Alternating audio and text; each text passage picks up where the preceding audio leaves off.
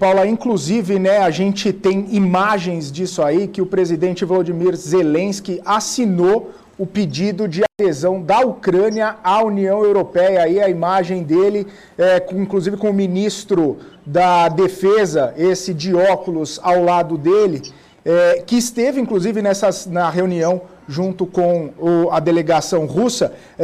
O presidente Volodymyr Zelensky disse que essa é a escolha da Ucrânia e do povo ucraniano, nós mais do que merecemos, né? Ele assinando ali o documento de pedido formal. Até hoje cedo, até nesta segunda-feira, não havia um pedido formal de entrada da Ucrânia à União Europeia, e aí agora o presidente assinando essa solicitação de entrada da Ucrânia na União Europeia. Uma imagem bastante significativa, né? Depois que a União Europeia impôs embargos, impôs sanções à Rússia, mostrando que está ao lado da Ucrânia nessa situação, nesse conflito. E aí o presidente, olha só, fazendo a assinatura do pedido formal da adesão da Ucrânia à União Europeia. Ô Gani, será que isso coloca no chope dessa reunião que a gente estava falando agora há pouco, que teriam pontos em comuns de repente? Porque o Zelensky não estava nessa reunião, estavam lá os representantes da Ucrânia. Agora a gente vê essa assinatura,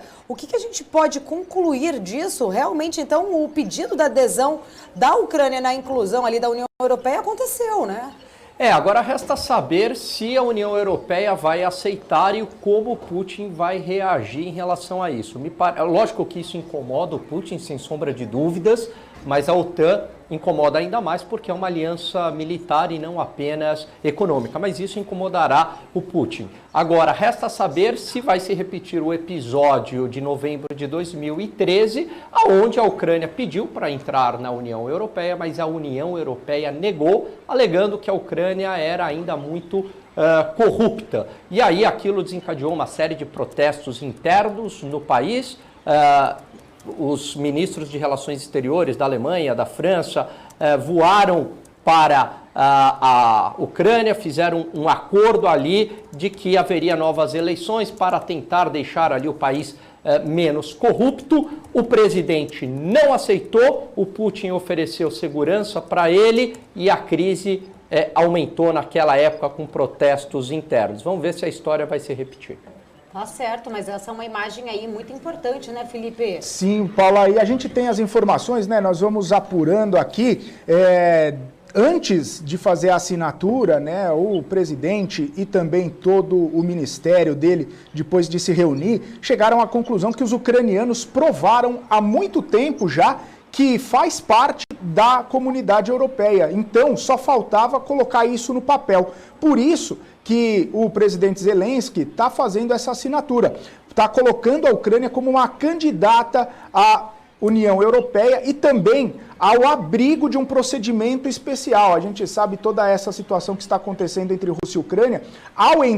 Ao solicitar a entrada na União Europeia, ele garantiria uma certa guarida ali da comunidade internacional ao seu país, né? E houve uma conversa ontem, né, do primeiro-ministro da Eslováquia, inclusive, justamente falando para o Zelensky, olha, vai lá e pede essa entrada na União Europeia, faz esse novo pedido. O Gani mesmo trouxe que a Ucrânia já havia feito esse pedido anteriormente e tinha sido recusado.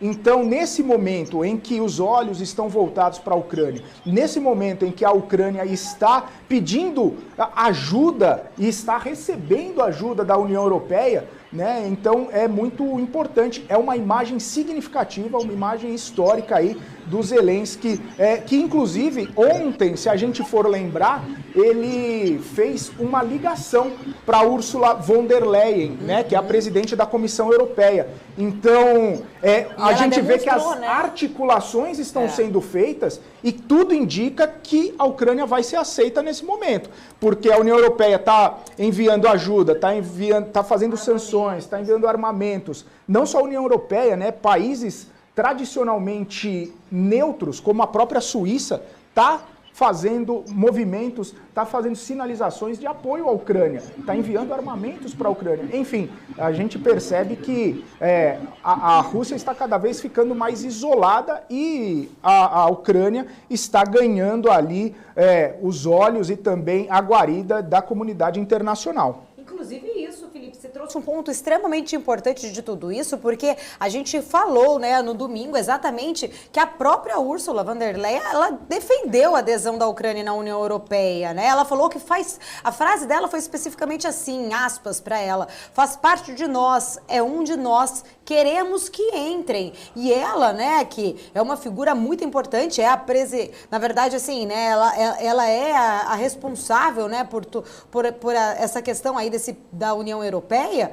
Agora a gente vem aí, eles realmente, os Zelensky assinando esse pedido, exatamente é isso que o Gani falou. A princípio, lá atrás, quando foi feito esse pedido, foi negado pela União Europeia, mas agora parece que talvez o jogo esteja mais favorável para a Ucrânia, né, o Gani?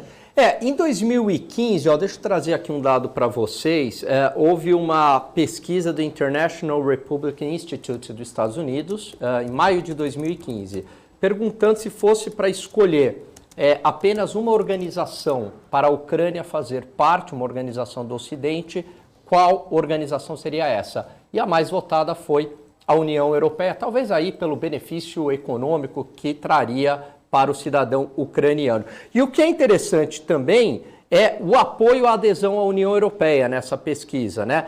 As regiões mais a oeste, quanto mais próximos da Europa do Ocidente, chamemos assim, a adesão era maior, aí na casa de 70% da população dizendo que sim e 30% dizendo não. Quanto mais, eu vou ver se eu consigo esse gráfico e disponibilizo aí para a produção, e quanto mais próximo da fronteira da Rússia, aí havia uma adesão maior para que não entrasse, né, a população apoiando a não entrada da Ucrânia na União Europeia. Isso mostra também como o país, de certa forma, é dividido.